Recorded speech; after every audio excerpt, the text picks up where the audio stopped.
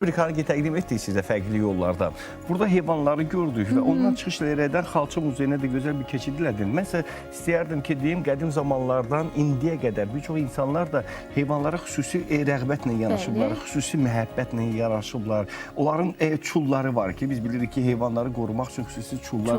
Bunu həm daşımada istifadə ediblər, həm gözəlliyi üçün istifadə edənlər olublar ki, Xalça Muzeyində çox maraqlı bir sərgidən danışacaq sizə. 1000 naxış, bir çul üstündə adlı sərgidən danışacaq və qonağımız Milli Xalça Muzeyinin direktoru, əməkdar mədəniyyət işçisi, dəyərlimiz Əminə xanım Məlikivadır ki, Əminə xanım, xoş gəldiniz Əminə xanım. Xoş gəlib, səfa gətirmişsiniz. Xoş gördük.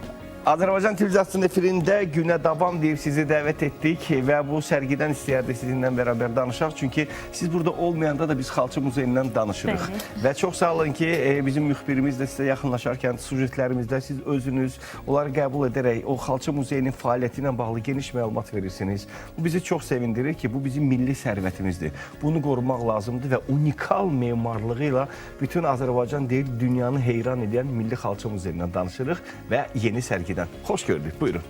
Çox sağ olun, mən də sizi salamlayıram, Aytaç xanım, Elnur bəy, hörmətli tamaşaçılarımızı da salamlayıram. Bu gözəl mart günündə bura dəvət etdiyiniz üçün təşəkkürümü bildirirəm.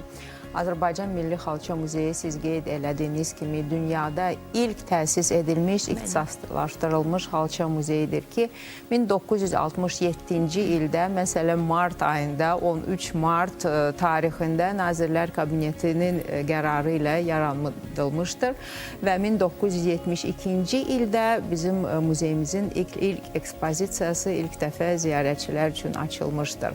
Və bugün də Azərbaycan Milli Xalça Muzeyi öndədir, çünki xalçaçılıq sənətimiz bizim ən qədim təsviri, bizim el sənətimizin biridir və bizim də əsas vəzifəmiz odur ki, onları qoruyaq, yəni xalça məmulatları burada ən böyük, ümumiyyətlə dünyada mövcud olan ən böyük Azərbaycan xalçalarından ibarət kolleksiyasıdır. 12 minə yaxın eksponat qorunub saxlanılır bugün muzeydə və bu bir alma materdir. Mən hər zaman deyirəm ki, bizim gənclərimiz, siz Aytaç xanım bayaq dediniz ki, sizin övladlarınız tez-tez gəlir bizim muzeyə. Bu da bizim üçün çox sevindirici bir haldır ki, çünki bu hər bir Azərbaycan vətəndaşı üçün bu qürurdur, bu fərəhdir ki, ilk xalça muzeyi dünyada məsələ buradadır və maraqlı faktdır ki, memarlar da çox tez-tez, nəinki Azərbaycanın qədim xalçaçılıq sənətinin vurğunları, memarlar da tez-tez gəlir. Çünki hal-hazırda muzeyin yerləşdiyi bina, bilirsiniz ki, o da ilk və yeganə binadır ki, xalça formasında inşa edilmişdir. Dünyaca məşhur Avstriyalı memar Frans Jans tərəfindən 26 avqust 2014-cü il tarixində ilk dəfə muzey artıq yeni binada öz fəaliyyətini davam etmişdir. Əminə xanım, hal-hazırda bax, bu keçiriləcək sərgidən danışmaq istəyirəm. Çünki bu xalçalardan danışırıq, xoflu, xofsuz xalçalardan danışırıq və yaxud orada qorunan nadir xalçalardan danışırıqsa, bir də ora əlavə olunmuş çullardan danışmaq istəyirik. Hansı ki, 1000 naxış bir çul üstündə adı altındadır. Bu barədə də istərdim məlumat verəsiniz, zəhmət olmasın. Elədir, hələ bu mart günlərində mən hörmətli tamaşaçılarımızı dəvət etmək istəyərdim bizim muzeyə. Çünki siz buyurduğunuz kimi mart ayının 1-dən müvəqqəti olaraq Azərbaycan Milli Xalça Muzeyinin 1-ci mərtəbəsinin sərgi qalereyasında çox maraqlı, mən deyərdim maarifləndirici bir sərgi açılıb. Burada biz bizim kolleksiyalarımızda qorunub saxlanılan çulları nümayiş etdiririk. Onlar müxtəlif dövrlərə aiddir. Onların arasında 18-ci əsrə hətta aid olan nümunələr var. Çox nadir nümunələr. Onların arasında belə çullar var ki, biz onları ilk dəfə bizim fondlarımızdan çıxararıq. Bəli. Çul, bilirsiniz ki, yəni heyvanlar adətən yük daşıyan heyvanlar bizim Azərbaycan ailəsinin məişətinin ayrılmaz bir hissəsi olub. Yəni bugün biz məsəl üçün nəqliyyat vasitələrdən istifadə edirik, amma əvvəllər, yəni bir əsrlər boyu biz bu heyvanlardan məişətdə çox istifadə edərdik və bizim xalqımız o qədər gözəlliyi sevən bir xalqdır ki, biz nəinki özümüzü evimizi, biz hətta heyvanlarımızı da həmişə bəzəyirdik. Burada yəni at, dəvə, əzəmətli heyvandır, dəvə. Ola bilər ki, bugünün günündə dəvə o qədər də məişətdə yəni istifadə olunmur onun xidmətindən, belə deyək, amma dəvə çulları var və onlar çox gözəldir. Burada xovlu və xovsuz xalçalardan ibarətdir. Əsasən xovsuz xalçalardan çullar düzəldilir və əvvəla bunların funksiyası odur ki, heyvana bir istilik verirdilər bu çullar.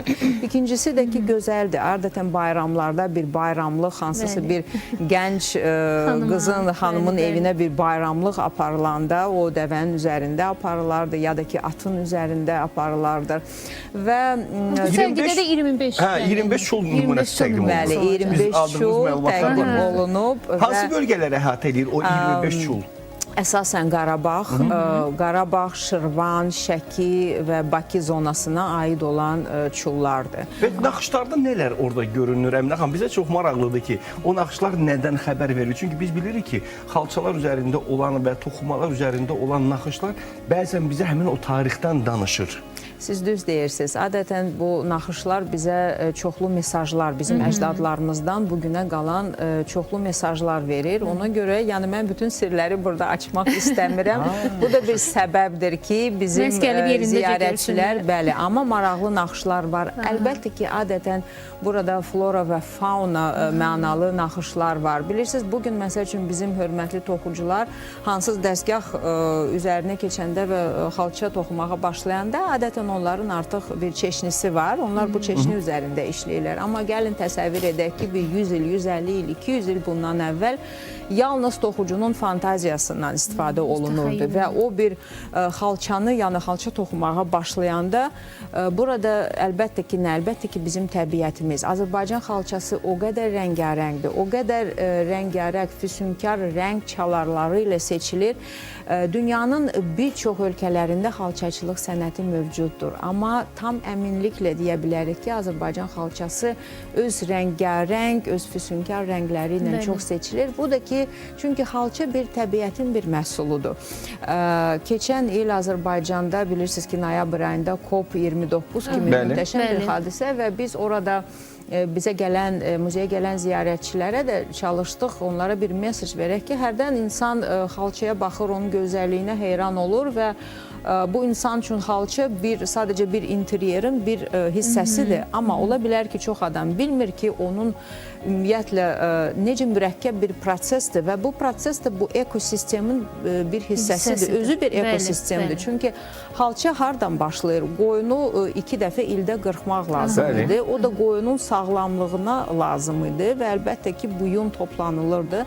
Sonra neçə mərhələli bir prosesdir. Sonra maraqlı bir məqamdır ki... Yuyulma, təmizlənmə prosesidir. Əlbəttə ki. Sonra biz təbiətin özündən də rənglər alırıq. Çünki buna da xüsusilə toxunuruq ki, təbiətin özündən rənglər alırıq. Mən bilirəm ki, uzun illər bundan əvvəl sizinlə bərabər bir çox layihələrdə bərabər iştirak eləmişdik. Mən hər zaman quramadan danışarkən sizin adınızı çəkirəm, Afaq xanımın adını çəkirəm. Çünki qurama sənətinin inkişafında da bax bu cür sərgilərin çox böyük önəmi oldu ki, biz öz tariximizi yenidən özümüzə qaytardıq. Unudulmaqda olan məqamlar var idi ki, onları yenidən xatırladıq və bugün əgər çuldan danışırıqsa, mən bilirəm ki, bizdə doğrudan da, bax bunu çox doğru vurguladınız. Biz də hər zaman vurguluruq ki, biz heyvana qarşı xüsusi bir mərhəmət hissi ilə yanaşırıq. İstər yük daşıyan heyvan olsun, istər minik üçün olsun, amma bunlara baxmayaraq xüsusi sevgi ilə və onları qorumaq naminə işlər görürük. Hal-hazırda da istəyərdim buradan üzümü tutum ki, bizi izləyən dəyərli Azərbaycan xalqı, ola bizim bölgələrimizdən bizi izləyənlər eşidirlər ki,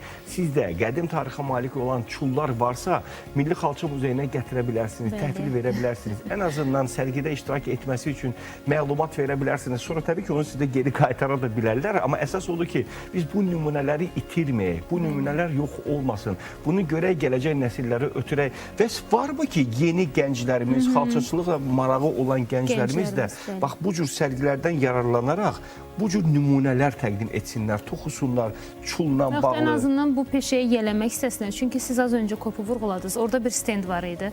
Hansı ki biz ən azından cəhd eləyə bilirdik, yoxlaya bilirdik. Mən diqqət etdim ki, orada uşaqların, gənclərin daha çox marağı var. Bəlkə də daha əvvəl görmədikləri üçün, ilk dəfə olduğu üçün, amma insana fərqli bir həyəcan yaşar. Bir də sən düşün ki, ölkəmizə gələn turistlərin marağına səbəb olur. Bax, bu da önəmlidir. Düz deyirsiniz, turistlər hər zaman ümumiyyətlə Azərbaycana, yəqin ki, hansısa bir turist ilk dəfə ayaq basanda Azərbaycana, bunlar bilirlər ki, Azərbaycanın ən qədim xalçaçılıq sənəti var və əlbəttə ki, turistlər çoxdur. Amma bizim digər vəzifələrimizdən biridir ki, bizim gəncləri, bizim Azərbaycanda yaşayan bizim şagirdlərimizi, uşaqlarımızı maarifləndirək və bu gözəl qədim sənətə onların marağı sönməsin və mütləqdir ki, bizim qızlarımız, xanımlarımız, bilirsiniz ki, Azərbaycanda xalçaları yalnız xanımlar toxuyur. Ola bilər ki, müxtəlif ölkələr var, orada kişilər də bu prosesdə iştirak edirlər. Amma burada qadın enerjisi var, burada bir gender məqam da var, burada bir sosial məqam da var. Hansısa bir xanım, ümumiyyətlə, əsrlər boyu belə olub. Adətən hansısa bir qız uşağı 3-4 yaşında artıq dəzgaha gətirilərdi və onlardan ola bilər ki, 10 nəfərin içində 3-ü, 4-ü, 5-i mi bu sənətə, yəni bir çox belə yüksək səviyyədə bu sənəti öyrənərdi və çox gözəl də, yəni bir neçə ildə keçəndən sonra artıq güclü bir peşəkar olardı. Amma digər tərəfdən biz bilirik ki, hər bir yəni el sənətinin inkişafı bu xalqın həyat tərzindən asılıdır. Bugün bizim həyat tərzimiz dəyişib. Bugün xanımlar o qədər də, yəni evdə oturmur, belə deyək ki, hansısa bir peşə sahibidirlər və o qədər də bəlkə onların vaxtları yoxdur. Ona görə müəyyən ola bilər ki, bu sənətin inkişafında müəyyən addımlar atılmalıdır ki, bu gənclər cəlb olunsunlar. Və məhz ona görə də bizim muzeyimizdə daimi ustad dərsləri fəaliyyətdədir. Bizim Uşaq Muzeyi adlı bir şöbəmiz fəaliyyət göstərir və orada elə muzeyin bütün iş günlərində bizim uşaqlarımız nəinki xalça sənətinə, elə qurama sənətinə, digər bizim el sənətlərimizlə tanış olurlar və orada özlərini göstərə bilərlər. Sonra mən, məsəl üçün, hər zaman deyirəm ki, bizim yaradıcı, kreativ dizaynerlərimiz, memarlar, rəssamlar, hətta rəngkarlıqla və digər təsviri sənətlərlə məşğul olan insanlar, onlar mütləq Xalça Muzeyinə gəlməlidirlər. Çünki bu bir alma materdir. Yəni, burada bizim milli naxışlarımızı öyrənmək lazımdır ki, onlardan da mütləq öz yaradıcılığında onlar istifadə eləsələr çox gözəl olar. Çox gözəl məqamlara toxundunuz və düşünürəm ki, qadınları, özelliklə gənc qızlarımızı bu peşəyə, bu sənətə yönəltmək üçün məsələ qadının yaradıcı gücünü onların yadına salsaq, məhz qadının əl bacarıqlarını inkişaf etdirdikcə həyatının da dəyişməsi və xalça naxışları qədər sirli olmasını təbliğatını etsək Əminə xanım, düşünürəm ki, yaxın illərdə bu sahəyə olan maraq da artar, dəyişər. Minnətdarıq gəldiyiniz üçün təşəkkürlərinizi bildiririk. Xatırladırıq ki, qonağımız Milli Xalça Muzeyinin direktor, əməkdar mədəniyyət işçisi Əminə Məlikova idi ki, Min naxış bir çul üstündə sərgisindən danışdı. Bu sərgi, son olaraq bunu da soruşum ki, sərgi nə vaxta qədər davam edəcək?